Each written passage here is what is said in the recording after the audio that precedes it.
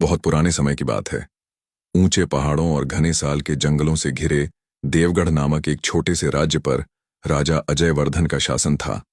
संगमरमर से बने उनके महल की दीवारों पर सोने की बारीक नक्काशी चमकती थी। राजा अजयवर्धन न्यायप्रिय थे और उनकी रानी सौम्या देवी को प्रजा मां समान मानती थी। देवगढ़ में शांति थी, पर हर इंसान का भाग्य एक सा नहीं होता। राजमहल से दूर नगर के भीड़भाड़ वाले बाजार के बीचों बीच माधव प्रसाद नाम का एक व्यापारी रहता था। कभी उसकी कपड़े और इत्र की दुकान खूब चलती थी, मगर बीते कुछ वर्षों से किस्मत उससे रूठ गई थी। कर्ज बढ़ता जा रहा था, ग्राहक घटते जा रहे थे, माथे की लकीरें अब स्थायी हो चुकी थीं। माधव की पत्नी सरला एक शांत, धार्मिक और सहनशील स्त्री थी। हर सुबह वह तुलसी के सामने दीपक जलाकर अपने पति और बच्चों के लिए प्रार्थना करती। उनके दो छोटे बच्चे थे, बेटा रोहन और बेटी नंदिनी। वे अभी इतने छोटे थे कि माता पिता की चिंता समझ नहीं पाते थे। एक शाम माधव दुकान में अकेला बैठा हिसाब देख रहा था। टूटती उम्मीदों के बीच उसने ऊपर देखा और बुदबुदाया, हे प्रभु, अब कोई रास्ता दिखाओ, बच्चों का भविष्य अंधेरे में जा रहा है। उस रात दुकान बंद कर वह घर लौट रहा था कि बाजार की एक सुनसान गली में अजीब सी रोशनी चमकी। माधव ठिठक गया। धुएं के बीच से एक स्त्री का रूप उभरने लगा। लंबा कद, रेशमी काले बाल और चमकती हरी आंखें। उसके गहने अस्वाभाविक रूप से दमक रहे थे। कौन हो तुम? माधव की आवाज कांप गई। स्त्री मुस्कुराई। डरो मत, मैं तुम्हारी पुकार सुनकर आई हूं। मैं जिन्नजादी जरफा हूं। माधव का शरीर सिहर गया। तब तुम इंसान नहीं हो? नहीं, उसने धीमे स्वर में कहा। हम वो हैं जो इंसानों की इच्छाओं को पूरा करते हैं, मगर बदले में कुछ लेते भी हैं। उसके शब्दों में मिठास थी, पर ठंडक भी। मैं तुम्हारा कर्ज खत्म कर सकती हूं, व्यापार फिर से चमका सकती हूं, लेकिन बदले में? माधव ने हिम्मत कर पूछा। जरफा की आंखों में चमक तेज हो गई। मुझे तुम्हारे जीवन में जगह चाहिए। मैं तुम्हारे साथ रहूंगी, तुम्हें मेरी हर बात माननी होगी। माधव के मन में सरला और बच्चों की तस्वीर उभरी। मेरे परिवार को नुकसान नहीं पहुंचना चाहिए, उसने कांपती आवाज में कहा। उन्हें कुछ पता भी नहीं चलेगा, जरफा फुसफुसाई। मैं परछाई बनकर रहूंगी। लालच ने डर को दबा दिया। माधव ने सिर झुका दिया। उसी रात से उसका भाग्य बदल गया और यहीं से शुरू हुई विनाश की राह। अगली सुबह माधव प्रसाद जब दुकान खोलने पहुंचा तो उसे खुद पर भरोसा नहीं हुआ। जो दुकान बीते महीनों से सूनी रहती थी, वहां अचानक भीड़ लगने लगी। पुराने ग्राहक लौट आए, नए ग्राहक भी बिना मोलभाव किए खरीदारी करने लगे। इत्र की खुशबू दूर दूर तक फैल रही थी और सिक्कों की खनक जैसे हवा में घुल गई हो। दोपहर तक वह कर्जदार जो कल तक धमकियां दे रहे थे, आज विनम्र स्वर में बोले, माधव जी, देर के लिए माफ कीजिएगा, जब समय हो तब पैसा दे दीजिएगा। माधव का सिर चकरा गया। ये सब कैसे हो रहा है? उसने मन ही मन सोचा। शाम को जब वह घर लौटा तो उसकी पत्नी सरला ने उसके चेहरे पर अजीब चमक देखी। आज कुछ अलग लग रहे हो, उसने धीरे से कहा। दुकान ठीक चली क्या? माधव ने नजरें चुरा लीं। हाँ, शायद भगवान की कृपा है। सरला मुस्कुराई, मगर उसके मन में हल्की सी शंका जन्म ले चुकी थी। दिन बीतते गए, व्यापार चमत्कार की तरह बढ़ता गया। घर में पैसे आने लगे, नए कपड़े, अच्छा भोजन, बच्चों की हंसी, सब कुछ लौट आया। पर माधव के भीतर एक बेचैनी भी पनप रही थी। हर रात दुकान बंद करने के बाद जब गली सुनसान हो जाती, जिन्नजादी जरफा प्रकट होती। उसकी हंसी में मिठास थी, पर आंखों में अधिकार। देखा, वह कहती, मैंने तुम्हारे लिए क्या नहीं किया, अब मेरी बात मानते रहो। धीरे धीरे माधव घर देर से आने लगा। सरला से बातें कम हो गईं।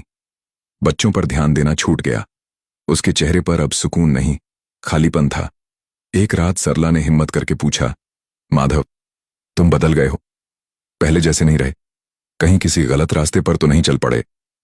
माधव झुंझला गया। तुम्हें हर बात में शक क्यों होता है? मैं मेहनत कर रहा हूं, पैसा ला रहा हूं, और क्या चाहिए? सरला की आंखें भर आईं। पैसा नहीं, तुम्हारा साथ चाहिए। पर माधव सुनने को तैयार नहीं था। अब जरफा सिर्फ गली में नहीं आती थी, उसकी मौजूदगी घर में भी महसूस होने लगी।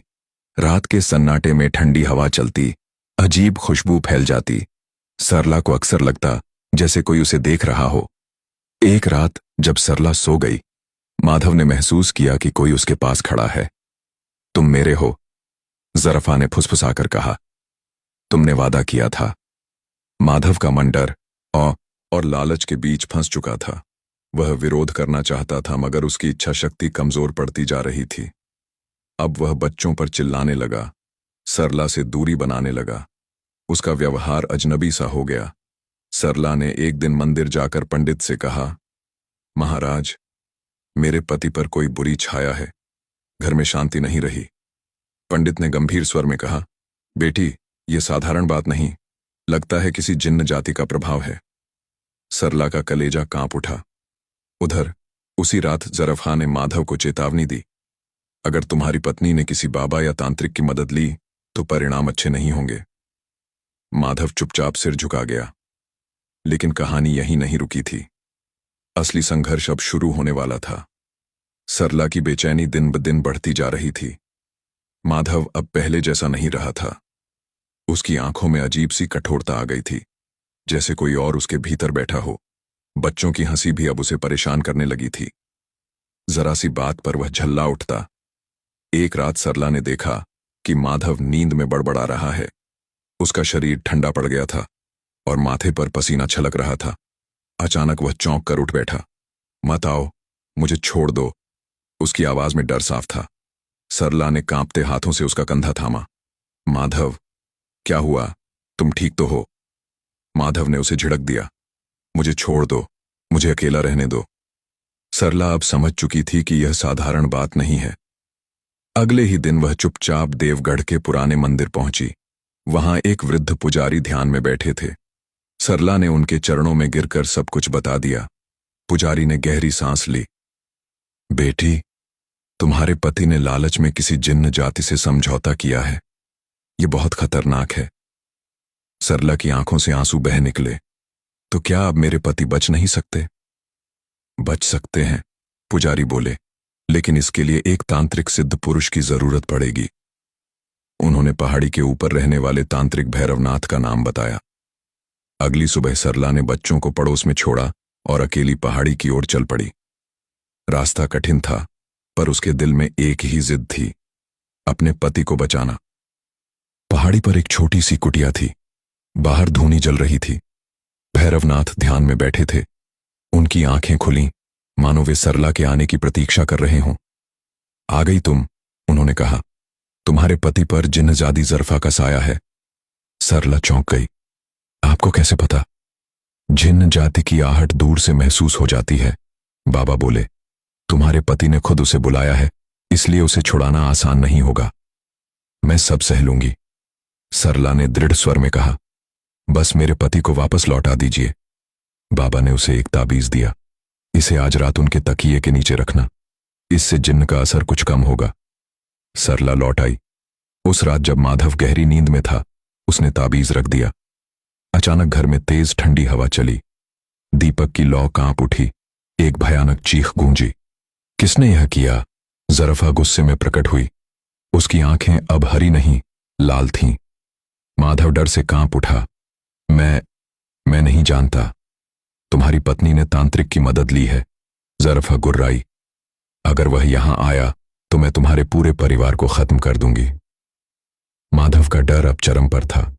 अगली सुबह उसने सरला पर चिल्लाते हुए पूछा, यह ताबीज कहां से लाई?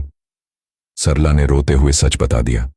माधव ने गुस्से में कहा, अगर तुमने किसी बाबा को बुलाया तो मैं तुम्हें घर से निकाल दूंगा।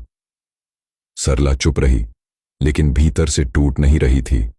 वह जानती थी लड़ाई अभी बाकी है। सरला की आंखों से आंसू रुकने का नाम नहीं ले रहे थे, लेकिन उसके भीतर डर से ज्यादा दृढ़ निश्चय था। माधव भले ही उस पर चिल्लाया हो, मगर वह जान चुकी थी कि अगर अब भी चुप रही तो सब कुछ खत्म हो जाएगा। उसी रात उसने मन ही मन निर्णय ले लिया, चाहे जो हो, वह तांत्रिक भैरवनाथ को अपने घर जरूर बुलाएगी। अगली सुबह माधव दुकान चला गया। सरला ने मौका देखकर पहाड़ी की ओर संदेश भिजवाया। शाम ढलते ढलते आसमान में बादल घिर आए, जैसे आने वाले तूफान की चेतावनी दे रहे हों। सूरज ढलते ही भैरवनाथ अपने 3 शिष्यों के साथ घर पहुंचे। उनके हाथों में कमंडल, रुद्राक्ष की माला और तांत्रिक ग्रंथ थे। उन्होंने घर के आंगन में कदम रखते ही आंखें बंद कर लीं। वह यही है, बाबा ने गंभीर स्वर में कहा। अभी पूरी तरह प्रकट नहीं हुई है, लेकिन घर को घेर चुकी है।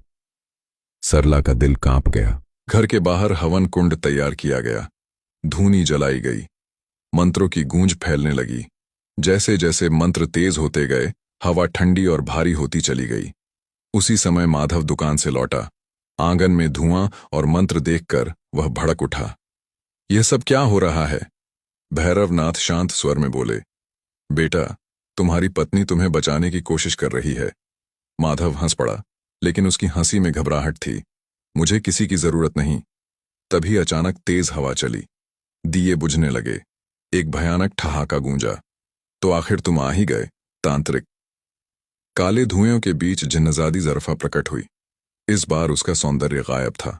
आंखें लाल, बाल उलझे हुए, नाखून लोहे जैसे। इस इंसान ने मुझे बुलाया था, वह चिल्लाई। अब यह मेरा है। माधव डर से पीछे हट गया। उसके शरीर से पसीना बहने लगा। भैरवनाथ ने मंत्र तेज कर दिए। शिष्यों ने हवन में विशेष जड़ी बूटियां डालीं। आग भड़क उठी। जरफा दर्द से चीखने लगी। ये मंत्र मुझे जला रहे हैं। वह माधव की ओर झपट्टी, लेकिन हवन कुंड के चारों ओर एक अदृश्य घेरा बन चुका था। माधव अचानक जमीन पर गिर पड़ा। उसके मुंह से झाग निकलने लगा। सरला चीख कर उसके पास दौड़ी। माधव, मुझे सुनो, भैरवनाथ बोले। बेटी, उसे अपने प्यार की याद दिलाओ। जिन्न झूठे लालच से बनती है, लेकिन प्रेम से टूटती है। सरला ने माधव का सिर अपनी गोद में रखा। तुम मेरे पति हो, वह रोती हुई बोली। हमने 7 सपने देखे थे, बच्चों के लिए, मेरे लिए। लौट आओ। उसके शब्दों के साथ रुद्राक्ष की माला चमक उठी। जरफा चीखी, चुप रहो, यह मेरा है। भैरवनाथ ने आखिरी मंत्र पढ़ा। एक तेज प्रकाश फूटा और जरफा चीखती हुई धुएं में घुल गई। हवा अचानक शांत हो गई। माधव की सांस सामान्य होने लगी। उसने धीरे धीरे आंखें खोलीं। मैं क्या कर रहा था? उसने भ्रमित स्वर में पूछा। सरला रोते हुए मुस्कुरा दी, लेकिन भैरवनाथ गंभीर थे। यह सिर्फ शुरुआत है, उन्होंने कहा। जिन्नजादी पूरी तरह नष्ट नहीं हुई है, वह फिर लौटेगी। घर में सन्नाटा छा गया। भैरवनाथ के चले जाने के बाद घर में कुछ दिनों तक शांति रही। माधव अब पहले जैसा लगने लगा था। वह समय पर घर लौटने लगा, बच्चों से बातें करता। सरला की आंखों में फिर से भरोसा दिखने लगा। उसे लगता था कि सब कुछ पीछे छूट गया है, लेकिन भैरवनाथ की चेतावनी सरला के कानों में गूंजती रहती थी। जिन्नजादी पूरी तरह नष्ट नहीं हुई है। एक रात माधव को अजीब सपना आया। उसने देखा कि वही गली है, वही धुआं, और सामने जरफा खड़ी है। इस बार उसका चेहरा जला हुआ था, आंखों में भयानक नफरत। तुमने सोचा मैं हार गई? उसकी आवाज में जहर था। मैं लौटूंगी, और इस बार तुम्हारे परिवार को कोई नहीं बचा पाएगा। माधव डर से चीखते हुए उठ बैठा। पूरा शरीर पसीने से भीगा था। क्या हुआ? सरला घबरा गई। माधव ने सब बता दिया। इस बार सरला नहीं टूटी। उसने उसका हाथ मजबूती से पकड़ा। अब डरने का समय खत्म हो चुका है, उसने कहा। अगर वह फिर आई तो हम तैयार रहेंगे। अगले दिन दोपहर को माधव दुकान पर बैठा था। तभी एक झुकी हुई बूढ़ी औरत आई। उसका चेहरा झुर्रियों से भरा था, लेकिन आंखों में अजीब चमक थी।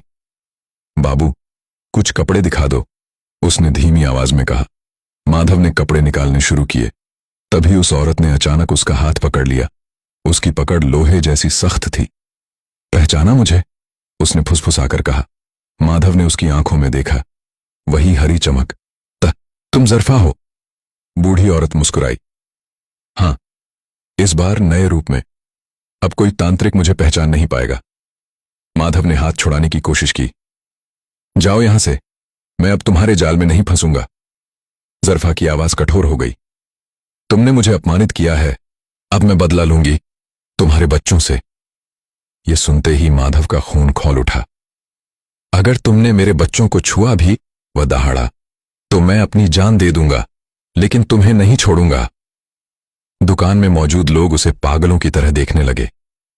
अगले ही पल बूढ़ी औरत गायब हो गई। माधव दुकान बंद करके सीधा घर पहुंचा। उसने सरला को सब बता दिया। सरला ने बिना देर किए कहा, अब हमें फिर से भैरवनाथ के पास जाना होगा। इस बार आधा उपाय नहीं, आखिरी लड़ाई होगी। अगले दिन दोनों पहाड़ी पर पहुंचे। भैरवनाथ ध्यान में बैठे थे। उन्होंने आंखें खोली और गहरी आवाज में बोले, मैं जानता था तुम लोग लौटोगे। जरफा वापस आ गई है। क्या अब दिखाने का कोई रास्ता है? माधव ने पूछा। बाबा गंभीर हो गए। है, लेकिन यह आसान नहीं। पूर्णिमा की रात एक अंतिम अनुष्ठान होगा। यह लड़ाई डर की नहीं, विश्वास की है। सरला और माधव ने एक साथ सिर झुका दिया। अब फैसला हो चुका था। अगली पूर्णिमा की रात आ चुकी थी।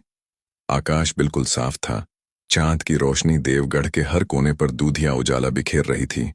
लेकिन माधव और सरला के घर के भीतर एक अनजाना भय पसरा हुआ था। बच्चों को पहले ही सरला ने अपने मायके भेज दिया था। आज की रात सिर्फ वे दोनों और उनका साहस घर में मौजूद था। सूरज ढलते ही तांत्रिक भैरवनाथ अपने शिष्यों के साथ पहुंचे। इस बार उनकी तैयारी पहले से कहीं अधिक गंभीर थी। आंगन में एक बड़ा तांत्रिक यंत्र बनाया गया। चारों दिशाओं में दीप जलाए गए। नीम की पत्तियां दरवाजों पर टांग दी गईं। मंत्रों की गूंज वातावरण को भारी करने लगी। डरना मत, भैरवनाथ ने कहा। डर जिन्न की ताकत होता है। रात ठीक 12 बजे अचानक हवा तेज हो गई। दिए कांपने लगे। आसमान में बादल उमड़ आए और चांद बादलों के पीछे छिप गया। तभी एक भयानक चीख गूंजी। काले धुएं के बीच जरफा प्रकट हुई। इस बार वह किसी रूप का छलावा नहीं थी। उसका असली स्वरूप सामने था। लंबा कद, लाल जलती आंखें, नुकीले दांत और चारों ओर सड़ांध भरी हवा। तुम लोगों ने मुझे बार बार ललकारा, वह गर्राई। अब मैं सब खत्म कर दूंगी। उसने माधव की ओर झपटने की कोशिश की, लेकिन यंत्र के चारों ओर बनी अदृश्य रेखा ने उसे रोक लिया। जरवा दर्द से चीखी। भैरवनाथ और शिष्यों ने एक साथ मंत्रों का उच्चारण तेज कर दिया। हवन कुंड की आग भड़क उठी। चिंगारियां आसमान की ओर उठने लगीं। जरफा चीखने लगी, नहीं, यह मंत्र, यह मुझे जला रहे हैं। माधव ने कांपते हुए एक कदम आगे बढ़ाया। तुमने मुझे लालच दिया, उसने दृढ़ स्वर में कहा। मेरी कमजोरी का फायदा उठाया। असली खुशहाली मेरे परिवार में है, तुम्हारे झूठ में नहीं।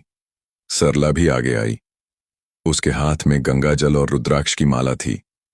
यह मेरा पति है, उसने जोर देकर कहा, और यह मेरा परिवार। हमारे विश्वास के सामने तुम्हारा कोई जादू नहीं चलेगा। उसने जरफा पर गंगा जल छिड़का। जरफा एक आखिरी चीख के साथ तड़प उठी। मैं हारी नहीं हूं। भैरवनाथ ने अंतिम और सबसे शक्तिशाली मंत्र का जाप किया। आकाश में बिजली चमकी। एक तेज प्रकाश फूटा और अगले ही पल जरफा का शरीर झलकर राख में बदल गया। काला धुआं हवा में बिखर गया और सब कुछ शांत हो गया। चांद फिर से बाहर आ गया। हवा स्थिर हो गई। दिए शांति से जलने लगे। भैरवनाथ ने गहरी सांस ली। अब वह कभी वापस नहीं आएगी। जिन्न जाति का अंत हो चुका है। सरला और माधव एक दूसरे से लिपट गए। दोनों की आंखों से राहत और जीत के आंसू बह रहे थे। अगले दिन माधव ने बच्चों को वापस बुलाया। उन्हें गले लगाकर वह देर तक रोता रहा। अब पापा कभी गलत रास्ते पर नहीं जाएंगे, उसने कहा। कुछ समय बाद माधव ने अपनी दुकान फिर से सजाई, मगर इस बार ईमानदारी के साथ। कोई शॉर्टकट नहीं, कोई लालच नहीं। धीरे धीरे लोगों का भरोसा लौटा। एक शाम सरला ने मुस्कुराकर कहा, मुसीबत में अगर साथ न दिया जाए तो रिश्ता खोखला हो जाता है। माधव ने उसका हाथ थाम लिया। तुमने मुझे अंधेरे से बाहर निकाला और इस तरह लालच की परछाई हमेशा के लिए मिट गई।